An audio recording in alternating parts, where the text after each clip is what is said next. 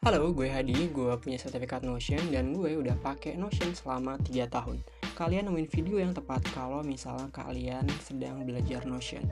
Jangan lupa buat subscribe channel ini, buat support terus channel ini. Gue akan ngajarin kalian dari pemula sampai jadi pro.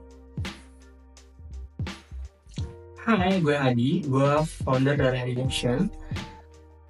First of all, welcome to the channel. Buat kalian yang lagi belajar Notion, kalian udah ketemu channel yang tepat. Dan spesial buat 1000 followernya, sekali lagi thanks buat semua yang udah nonton channel ini. Gue harap di channel ini kalian bisa nemuin banyak manfaat dan nemuin banyak kemudahan juga, terutama buat belajar Notion, ataupun juga ningkatin produktivitas kalian. Di sini gue mau sharing sedikit aja tentang pengalaman gue sendiri pakai Notion gitu. Jadi sebelumnya ada beberapa mungkin yang nanya ya, gimana sebenarnya lo pakai Notion awalnya. Nah sebenarnya gue udah sempet ceritain ini secara singkat di halaman thread yang gue punya. Jadi perjalanan gue buat mulai mencatat dan akhirnya transisi ke Notion dan akhirnya sampai sekarang juga sharing tentang Notion itu udah cukup panjang sebenarnya. Jadi gue sendiri udah mulai nerapin buat menulis atau mencatat itu dari tahun 2018, dimana ya waktu itu sama gitu kayak orang-orang pada umumnya, cuman menggunakan kertas dan buku aja. Kayak contohnya gue pakai ini mungkin cukup lama, selama 2 tahun. Ada beberapa juga yang memang udah hilang, tapi intinya gue mempunyai kesadaran bahwa ternyata banyak banget hal yang bisa dicatat gitu selain pembelajaran gitu. Dan ketika kita mencatat, yang kita simpan itu bukan cuma sebuah tulisan aja, tapi sebuah pemikiran masa lalu kita gitu, yang mana kadang-kadang sebuah pemikiran masa lalu kita itu adalah sebuah pemikiran yang mahal menurut gue, yang harus disimpan dan diabadikan. Tapi seperti pada umumnya, masalah ketika kita mencatat di buku itu banyak sebenarnya. Sehingga akhirnya di tahun 2019 gue mulai transisi dan gue beli tab pertama gue waktu itu Samsung Galaxy Tab, yang mana akhirnya gue gunakan buat mencatat dan bahkan gue bawa kemana-mana sampai ya gue dianggap cukup nyentrik ya sama semua orang, karena ya untuk waktu itu di tahun 2019 belum banyak lah yang pakai tab buat mencatat.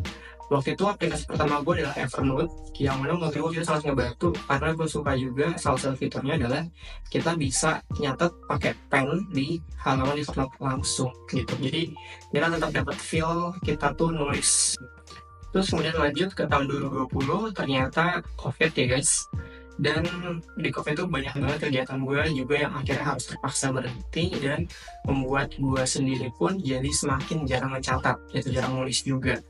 Tapi waktu itu karena makin banyak informasi juga ya, dan kita punya banyak waktu luang cukup banyak, gue mulai cari-cari juga gimana caranya ini buat ngebalikin semangat gue buat mencatat gitu. Dan akhirnya gue mulai eksplorasi lagi apa aja sih aplikasi catatan digital yang bisa bantu gue gitu. Dan akhirnya ketemu lagi sama Notion gitu. Notion ini udah pernah gue ketemuin sebelumnya tahun 2018.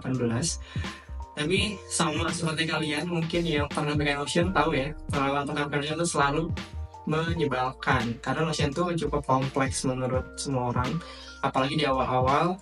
Dan waktu itu di tahun 2018 itu benar-benar kayaknya nggak ada di namanya video tutorial. Notion pun kayaknya baru launch setahun atau 2 tahun di waktu itu.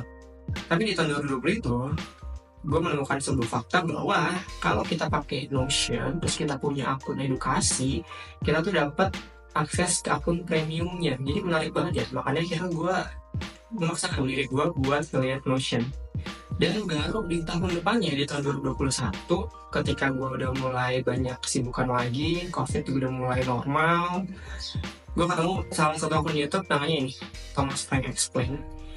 Dia yang pertama kali ngasih lihat gue potensi Notion dalam mencatat dan buat bikin sebuah sistem yang benar-benar systemized gitu ya.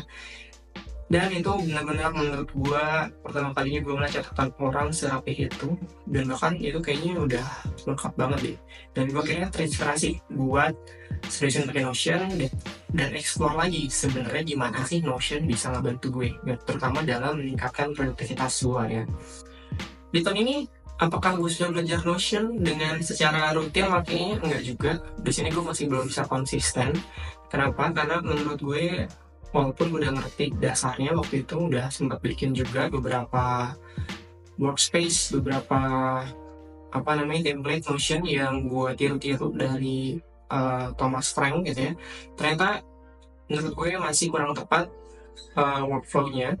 Jadi gue mencoba mencari inspirasi lagi, dan akhirnya tahun 2022 gue nemu lagi sebuah YouTube dari seorang yang bisa dibilang dia tuh ngerubah pola pandang produktivitas gitu. Namanya itu Thiago Forte. Dia orang yang pertama kali mengenalkan konsep second brain ke dunia juga gitu. Dan konsep second brain ini tuh simple banget, tapi menurut gue setelah gue terapin sendiri itu powerful sih gitu. Karena intinya ketika kita terima informasi, kita tuh selalu punya tujuan gitu. Kita pengen informasi yang kita punya itu bukan cuma jadi informasi yang kita simpan aja, tapi jadi sebuah informasi yang ada bentuknya, ada karyanya di dalam situ. Dan dia tuh juga ngejelasin bahwa sebenarnya ketika kita bisa mengutilisasi atau menggunakan catatan digital secara maksimal, itu tuh bakal banyak ngebantu kita buat ngelakuin 3 hal. Pertama, remember, associate, and create. Atau simpelnya, memudahkan lo buat mengingat, memudahkan lo buat mengasosiasikan sebuah ide, jadi lo bisa lebih inovatif. Dan yang terakhir, lo bisa create atau bisa membuat suatu karya gitu. Dan menurut gue ini hal yang ingin sangat gue lakukan ketika gue udah mulai bekerja secara profesional. Makanya karena gue all-in, gue cari inspirasi, gue buat bahkan template second brain gue sendiri yang sampai saat ini masih gue pakai, masih gue perkenalkan juga ke banyak orang yang ada di Indonesia. Dan waktu itu gue mulai bagian di tahun 2023, dan ternyata ada lumayan ya audiensnya waktu itu untuk video pertama gue di TikTok.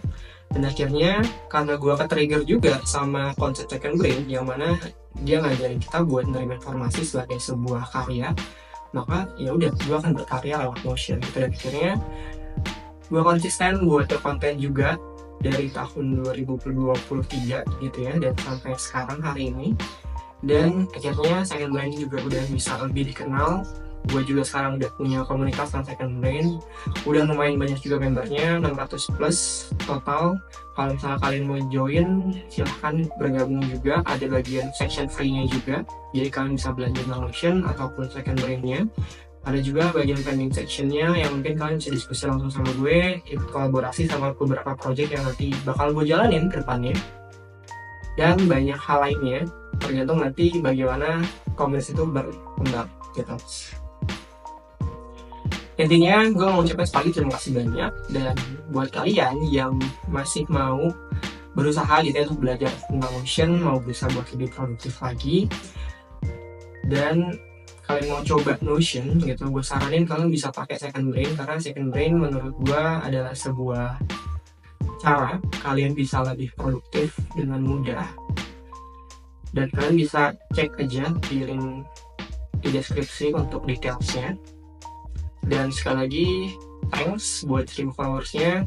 Dan kalau misalnya kalian pengen punya banyak pertanyaan atau pengen tanya apapun tentang Notion atau second brain, drop aja di kolom komentar ataupun join di komunitas Discord kita.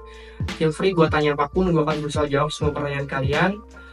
Dari gue Hadi itu aja, see you in the next video.